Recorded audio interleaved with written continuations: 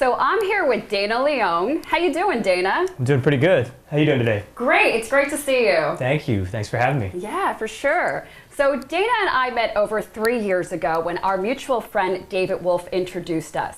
On that auspicious day, I got to introduce David to speak in front of the New York Open Center. It was a packed house of over 350 people. Now, Dana is no stranger to large audiences. In fact, Dana, what has your largest live audience to date been?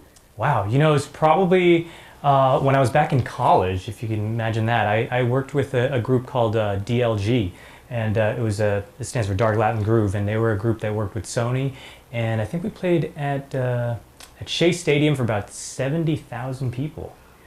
Wowza. Yeah. But again, I mean, you're a world-renowned jazz musician, essentially pioneering the electro jazz genre. Could you explain what that is?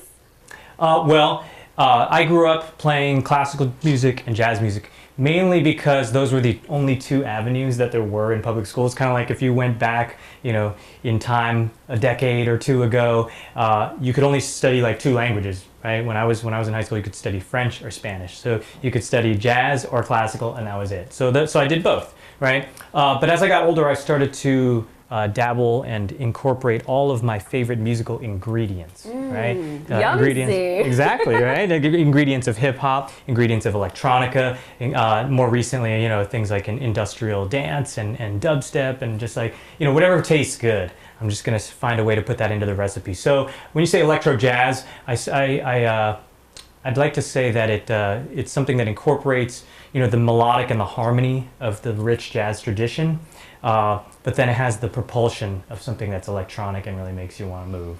I love that. So this is the first time ever I'm featuring a musical healthy recipe of the day. There you go. Hopefully not the last. No. So I know I've heard a cutesy story behind how you came to select the instruments you play. Mm-hmm. What instruments are those and how'd you come about them? So I actually play the cello and the trombone, right? And my mother used to have her own television show in Japan called Stage Ichimaru-ichi, which was on the NHK network, which is the national television network of Japan. And she raised my brother and I playing music, and under the guise, should I say? I hope there's not any babies out there watching, but with partnership. This is a family show. with partnership with Santa Claus, she saw to it that I received a cello one year for Christmas, and she immediately said, "Hey, look, if you want Santa Claus to come back next year, you better get really good at the cello." So that's what I did. I started playing the cello, and then the next year, Santa Claus showed up and brought a trombone. So I could be playing at school as much as possible instead of being out in the streets, like, you know, messing around. I could be in the band, I could be in the orchestra, play a brass instrument, play a string instrument, and that's how it all started. So now we're in my studio here, and I play probably 10 instruments now. Ooh. And you know, kind of like Trent Reznor style, I'll just play everything I want to on like the albums and the recordings that I produce and record. And then when we tour, you know, I get other musicians involved. And then there's obvious, you know, experts, like, you know, we have a mutual friend, Yoni Halevi, who's a great drummer. I bring him in to do the things that I obviously can't do on the drums. And same thing goes with like a lot of things in vocals and, you know, you name it. There's so many amazing musicians out in the world. Like, you gotta bring in, you know, the people to really give it an extra spice, you know. Sounds like Ma Dukes was pretty amazing, and you never cease to amaze me. 10 instruments, I don't even think I knew that. Yeah. Definitely. So speaking of being selective, I know you're selective when it comes to your libertary preference and decided to go vegan a few years ago. Right. And I can attest that it certainly changed your aesthetic appearance for the better. I'm sure the Jersey girls at home would agree he's a looker. But do you think that your libertary preference has also enhanced your musical practice? I would like to say that it actually has decreased any senses of feeling lethargic. Wow. Right? At the very beginning of trying anything new that feels incredible, the natural tendency is to go and to preach about it, right? They call like certain macrobiotic people macropsychotic. Right? I've heard it all, trust me. You know what I mean? Because they're just like, you have to do this, yin and yang, acidic, basic, this and that, right? And so I tried being vegan after taking a consultation on my birthday 4 years ago with David Wolf. And I started feeling a bunch of great benefits, you know, but a lot of them were surprise, right? I knew that I would likely feel lighter and feel more energetic, but certain things like started happening that I couldn't explain, like the whites of my eyes started getting whiter, right? My teeth started clearing up, my skin cleared up. That's all that gut toxicity Exactly. falling away. Right. Yeah. So a lot of things happened. Like at the time, I was drinking, and I wouldn't get hangovers anymore. I travel a lot on airplanes, and my jet lag absolutely subsided. And you know, like I said, at first I was like, you gotta try it, you gotta try it. But now I realize everybody's different. We're not all a controlled scientific experiment, so nobody's going to be the same, right? So try it. If it works for you, go for it. If it doesn't, you know, try something that works for you. Make yourself feel great. That's all it is, right? Yes, exactly. And if I recall correctly, I actually met the late Lou Sola from Blood, Sweat, and Tears at one of your vegan potlucks. Right. Has there been any other artists that you've collaborated with, aside from our other mutual friends like Justin Bua or Govinda or DJ Qbert, that, you know, when I MC these music festivals I've come across, that you've just been really awestruck to work with? You know, the first person that I worked with that really kind of struck me in that way was back in the late 90s. I worked with Barry White. Wow. Yeah, and not only was just the rumble of his voice just so tremendous and amazing, but it was literally that the idea that as soon as the audience would see even a glimpse of him coming on stage, like you imagine this, like you got 100 people on stage warming up with an orchestra, it's starting to bubble, you know, people are feeling it, you know, the energy, you know, the concert's like coming to life, and then way back in the background you see somebody in a big, you know, regal purple robe coming out from the, you know, just from the rafters, and as soon as they could even see that, you'd have like, you know, 20, 30,000 people up on their feet, just electric, right? And it's like, you look at the early documentaries of the Beatles, and they talk about how certain times that when their technology was so small, they had little speakers, and like, you know, the first time they played at Shea Stadium, it was so loud, the audience was so loud you couldn't hear the music, right? And we experienced that, and I was like, wow, you know, I love classical music, I love jazz music, but I want to know how to do that. Like, how can you electrify people and really excite them like that? Something comes to mind with you. What is with these pictures of you scaling buildings on like suspension playing your instrument? Right. Oh, wow. I mean, that's exciting. So I guess that, yeah, I've been doing a number of different aerial projects, right? And it's only grown. Aerial projects. Aerial projects. That's what I would call them. Aerial projects. Aerial projects, where you know, and that was part of the training regimen as well, right? Like going vegan was a different route. Basically, for those of you watching that Ren's talking about is I've scaled the side of buildings playing the trombone, where I'm suspended by rock climbing ropes, and we've done everything from the very first post office in the United States, was the old post office right a block away from the White House, to City Hall in Los Angeles. We've done cathedrals in Mexico City, towers in Korea, like, you know, you name it, we've scaled it, and now we're building that to be something even more incredible. So you'll stay tuned. We'll let you know about that. But it's funny because when I first started doing that, I thought to myself, you know, in high school I was actually a weightlifting champion. I had the exact same stature. Yeah, exactly. My modest self. But I had the same body stats as Bruce Lee, 5'7", 125 pounds. And they did it by, they actually did the competitions by percentage. So whoever could lift the most compared to their body weight would be ranked top on the board. So if you go by my old high school, Carmel High School, my name's still up there because nobody's able to lift like 200% of their body weight. Whoa. Right? So be it, right? Because there's guys that weigh 300 pounds and they can lift 400, but that's not 200% of their body, right? So anyways, that was my first thought. I was like, if I'm gonna climb these ropes and go up these buildings, I should probably get as like yoked as possible, right? Just get huge and like, and then I realized, you know what, that's kind of like racing a semi-truck down a drag race, right? You could do it, but you're gonna burn a lot of calories and a lot of energy. Yeah. So then after I talked to David, I realized, I was like, yeah, you know, actually most birds are not big and fat, and they fly fine, right? So I went on a regimen to lose some weight. That was the original plan. I was like, how do I lose weight quickly, healthy, and feel good, and still have the energy? And he was like, let's try a plant-based diet. And I tried it, lost 35 pounds in the first 2 months, and then all the extra benefits started kind of rolling out. Did you say renefits? I did not, but maybe you did. It's easy. At any rate, yeah, so all the extra benefits started rolling out, and so that's that. But do stay tuned. That's something. I mean, that's exactly, you answered my next question. Was I was going to ask you what's going through your head, you know, when you're coming down these buildings and stuff. Like, are you in the zone? Are you focused? Like, do you see the crowd? Like, what's going on in there? You know, I think that there should be a term out there now, because we're such a digital culture where people learn so much from YouTube and from the internet and whatnot. I feel like there should be a term for when somebody has to look something up to see if it's possible before they do it. Because I feel like I kind of have that in certain ways. Like, I'm like, what if I wanted to have a salad that had avocados, strawberries, honey, and you know, hemp seed and all that? I was like, would that work? And then you go to YouTube and you find out. The salad or something like, weird. Right, or even other things like, oh, is it possible to, you know, fix my phone after it, you know, after you drop it in the toilet, like, you know, whatever it is, right? Like, there's this syndrome of needing to validate through digital confirmation, right? And so even something like that, like scaling buildings, I'm like looking and I'm seeing like, has anybody ever done it? Okay, well, there's a certain amount of dancers that have done it. There's like, you know, companies like Cirque du Soleil that do a lot of stunts, you know. There's also been accidents throughout time. So I'm lucky that when I work with people, one, who have never had accidents, have sterling records.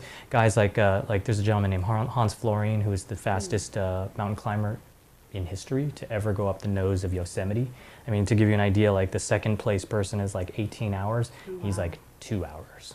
It's really, really insane. So to know that you're in hands of people that have done it, and like, you know, it's sort of around like that syndrome, right? Like you need that validation. So I do feel safe. It is a thrill like nothing else. It's something that you know, when I go down the buildings, you know what I think about? I think about how someday I might grow old and I would love to look back and see this again and remember that I did this. Yeah, how cool. Yeah. How cool. So, Dana, I'm going to get to the heart of this right now. Are you ready? I'm ready. So what I most admire about you, you know, of course, being a forward thinker and a pioneer, is that you're always paying it forward and you work with children from time to time. Sure. So what are your passionate causes? So right now, I like to say that I'm an artist that's at the cusp of technology and healing. And basically, I see that there's three main veins of sustenance in the world. One is the obvious that we're here for. We're all here because of it, is nutrition, right? You are what you eat, quite literally and directly, right? The second is arts and culture, right? We are all drastically changed for the better because of something we've seen and experienced, heard, felt that was artistic, right? It nourishes our soul, right? And the third is spirituality. And I'm not talking about the liturgical sense, no offense anybody, right? Like if, you know, not that you have to read a certain book or that you have to go to a certain, you know, organized session of some sort or worship a certain deity, not against it, because I believe in believing, right? That's what I believe in. And like I said, it could be something as loose as if you need to go down to South America and lick some frogs and throw up for 3 days and then cry your eyes out in order to come back to be a well-adjusted individual, go lick some frogs, right? Combo. Exactly. So with those three and main... I don't mean with, like, I'll take fries with that. Go ahead. No, thank you. With those three main veins of sustenance, I hope to, you know, continue to help educate the youth of tomorrow. To one, to love each other. Two, to be curious. Three, to treat themselves and others well, whether it's through sustenance of any of those forms or not. And the last one is to learn to trust. It's such a big part of what has to happen all around the world globally. When you think about it, it's really kind of the base of where everything can begin to improve from. I give you an example. If we were in a crowded restaurant and somebody were to say, so you just yell out, "Everybody shut up," right? Chances are you're going to get a whole bunch of people yelling, "Shut up," right? And it's just going to get louder and louder and louder. The only way for everyone to be quiet is if somehow we all get it through our minds that on the count of 3, we're actually going to control ourselves. We're going to trust that everyone will as well. and everybody just is silent, right? If you think about that concept, it can be applied to almost everything that we do, right? Whether it's war, whether it's hunger, whether it's digital noise, right? There's so much out there now. It's a very noisy environment, right? We just need to trust in one another and create space for one another. I like that. Yeah. So have you seen your music have therapeutic effects on the people that you work with?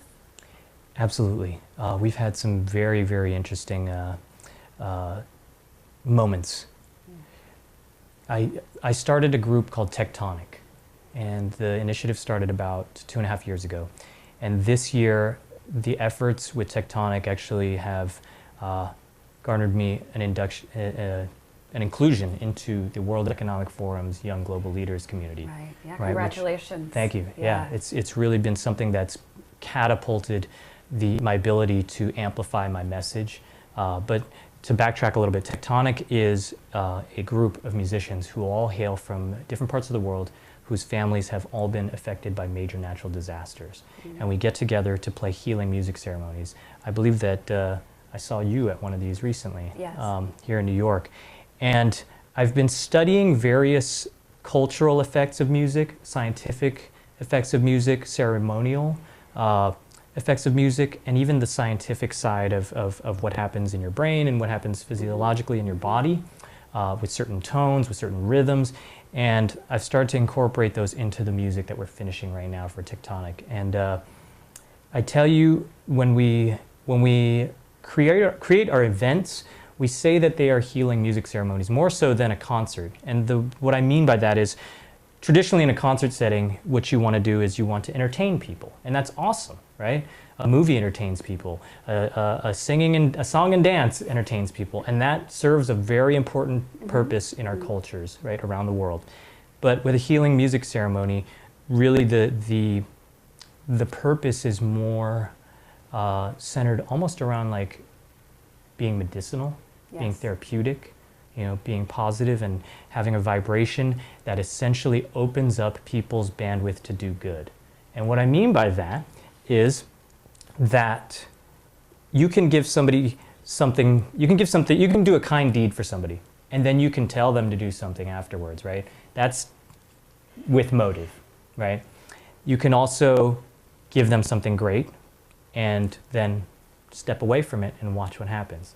I'm a firm believer that if you give somebody something positive, it will open up their bandwidth to do good, and they will automatically do it, right? If I give you great food and great company, introduce you to great friends, give you great music, and that's it, I don't have a motive behind it, you're more inclined to go out there and help somebody else. You have the energy, you have the karma, you have the inertia. I call it contagious gratitude. Exactly. Yeah. Exactly. So that's the idea, is that we're bringing the music all over from places that have been decimated by natural disasters to corporate retreats where people are stressed and they need the mental alleviation of stress.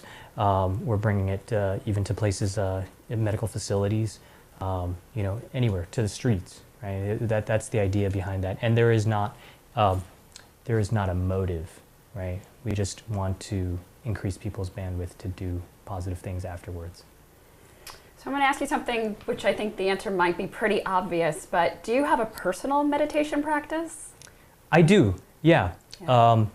It's funny because there's that saying, what is it? If you, everyone should meditate for, 20 minutes a day? And if you're really busy, you should meditate for an hour. Yes, yes, exactly, one? yeah. Memes on the internet and whatnot. I'm beginning to experience that for sure. Yeah. Because actually, for the last 2 years or so, I've been working on a schedule where almost around the clock, I will work for 45 minutes, and then I will take a break for 15 minutes. And that 15 might be, it usually has to be something that's very disengaged, whether it's meditation or laying on the ground or taking a nap or taking a walk, like just disconnecting. Because as you can see, a big part of my life is digital, right? Yeah. So I've found that I've needed to increase that as things got even more and more crazy. You know, if in the same week I sat down with Bill Clinton, with Mayor Bloomberg and Maya Lin, and then the CEO of Google. I mean, that's 1 week, right? And that's a little bit crazier than it was, say, a year ago. So nowadays, of course, yeah, meditation is extremely important. We're researching that right now, actually, and my understanding is that it actually just fortifies the connections in your brain. If you think about the connections in your brain being like little wires, right, or little hoses, when you meditate, research has shown that it increases the size of those. So imagine if you have a garden hose versus a fire hose, right? Once you turn on that fire hose or you fortify those fire hose connections, then you've got like neurons firing super fast. Oh, yeah. Your memory recall is like increased and you're just like hyperdrive. But it also burns a lot more energy, more calories. Right. So you need to rest more. You need to refortify those connections. You need to meditate. That practice to build up to that. Yes. Exactly. Yeah. Yeah. I dig, you know, you're a really funny guy. You've got a great sense of humor, and I dig your meditation jokes sometimes too, which is just hilarious. Yeah. So I also personally find your music to have such great meditative qualities. Sometimes I even meditate to your music myself. Wow. So I was going to ask you something like pretty extra special. Yeah. Would you mind playing something for us today? For sure. Yeah. Yeah? Let's do it. All right, cool. All right.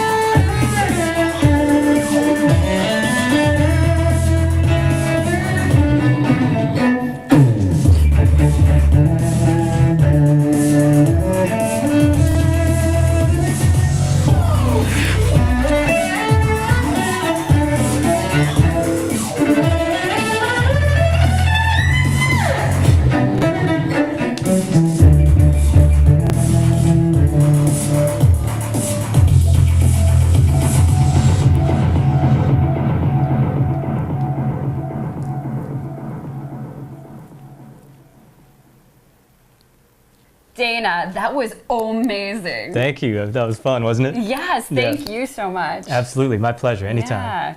So tell the viewers where they can find you. They can visit my website at danaleong.com, and I have a handle at Dana Leong Music on most social media, so stay in touch. I'm easily reachable. Let me know what you thought.